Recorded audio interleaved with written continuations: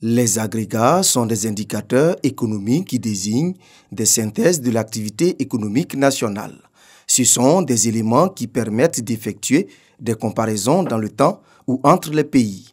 C'est par exemple le commerce, la balance des paiements, le déficit public, le produit intérieur brut du PIB, la croissance, l'inflation, l'endettement.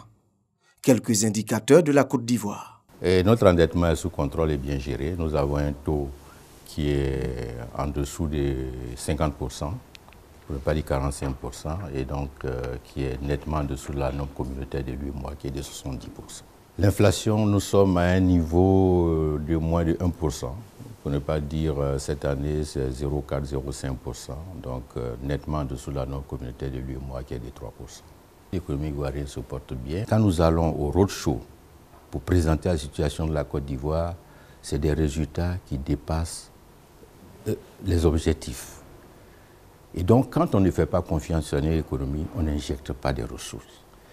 Et l'attrait des investisseurs étrangers est un élément déterminant qui permet de dire que les gens ont confiance en cette économie parce qu'il y a une perspective qui est tracée et on sait où on va. La Côte d'Ivoire est classée dans le top 10 des pays les plus réformateurs au monde, avec un taux de croissance moyen autour de 9% entre 2012 et 2016. Mais certains Ivoiriens disent ne pas sentir l'impact de cette croissance dans les ménages ni dans les poches. La croissance, elle n'est pas que monétaire. Mais si vous voulez, on peut revenir pour dire que quand même, il y a eu des évolutions importantes. Il y a eu le relèvement du SMIC. Il y a eu le déblocage indiciaire des salaires des fonctionnaires. Il y a eu la revalorisation des prix aux paysans. Mais il y a encore beaucoup de demandes sociales qu'il faut satisfaire. Vous savez, il y a des canaux de transmission de la croissance. Ça se mesure aussi l'inclusivité par les biens collectifs. Les biens collectifs, ce sont les routes, ce sont les hôpitaux, ce sont les centres de santé, ce sont les adductions d'eau, c'est l'accès à l'électricité.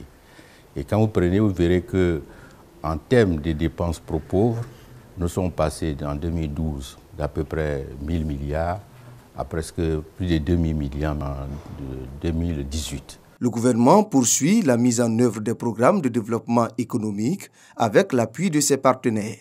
En mars prochain, une mission du Fonds monétaire international, FMI, sera à Abidjan pour évaluer l'exécution du programme économique et financier à fin décembre 2018.